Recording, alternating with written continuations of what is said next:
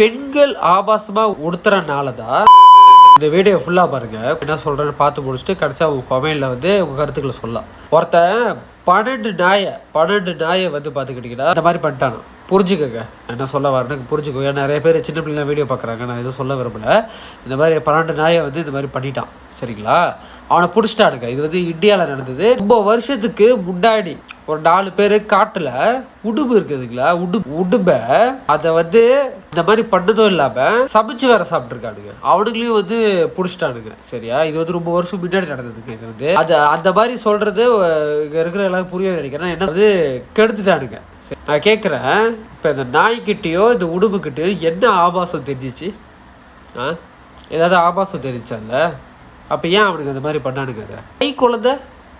கை குழந்தையில இருந்து சின்ன பிள்ளைங்க, நடுத்தரமான வயசு, இந்த மாதிரி பெண்கள் குழந்தைங்களுக்கு எவ்வளவோ நடந்துருச்சு. ஒரு கை குழந்தைகிட்ட என்ன ஆபாசம் தெரிஞ்சிச்சு? எவ்வளவு கேஸ் நடந்திருக்கு. ஏன் இதை சொல்ற பாத்தீங்கன்னா, பெண்கள் ஆபாசமா உடுத்துறனாலதான் பெண்களை கெடுக்கிற இந்த மாதிரி விஷயம்லாம் நடக்குது. பெண்களுக்கு இந்த மாதிரி அநியாயம் நடக்கிறதுக்கு காரணம் பெண்கள் தான். அவங்க இந்த மாதிரி உடுத்துறதுனால தான் அவங்க மேல ஆசை உண்டாகி இந்த மாதிரி பண்ணிடுறானுங்கன்னு சொல்லிட்டு இந்த மாதிரி சொல்றது. நான் தெரியாம தான் கேட்குறேன். இப்போ நம்ம சொன்னல, இதெல்லாம் என்னங்க ஆபாசம் தெரிஞ்சு?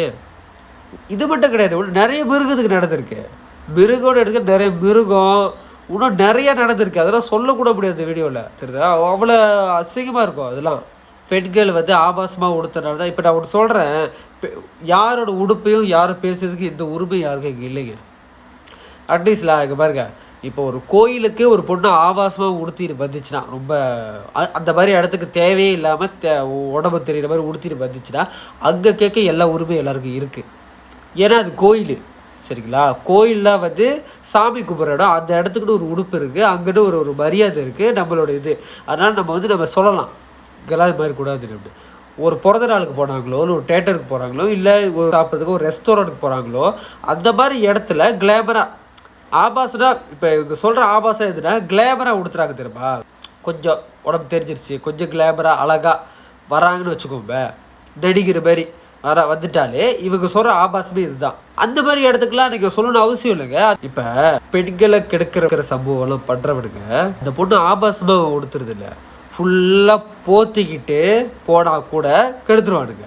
ஏன்னா அவனுங்க சைக்கோ. ஒரு பொண்ணை, ஒரு மிருகத்தை இது மாதிரி பண்ணணும்னு தோன்றவனே, இந்த மாதிரி தோன்றவனே இவனுங்கெல்லாம் ஒரு சைக்கோ, கிறுக்கடுங்க, சரியா? சமுதாயத்தில் சுற்றி இந்த மாதிரி நிறைய அழைச்சிக்கிட்டு இருக்கிறானுங்க. தெரியமாட்டுக்குது, எல்லா மக்களாக கலந்து தான் இருக்கிறானுங்க. இந்த மாதிரி பண்ணுறவனுங்களுக்கோ பெண் உடுப்புக்கோ இந்த மாதிரி ஒன்று சேர்க்காதீங்க. இது ரொம்ப தவறான ஒரு இது, சரிங்களா? இது என் கருத்து. இது நான் முன்னே ஒரு வாட்டி பேசியிருக்கிறேன்.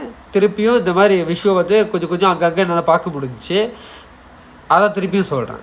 நான் உங்கள் கிரேசி.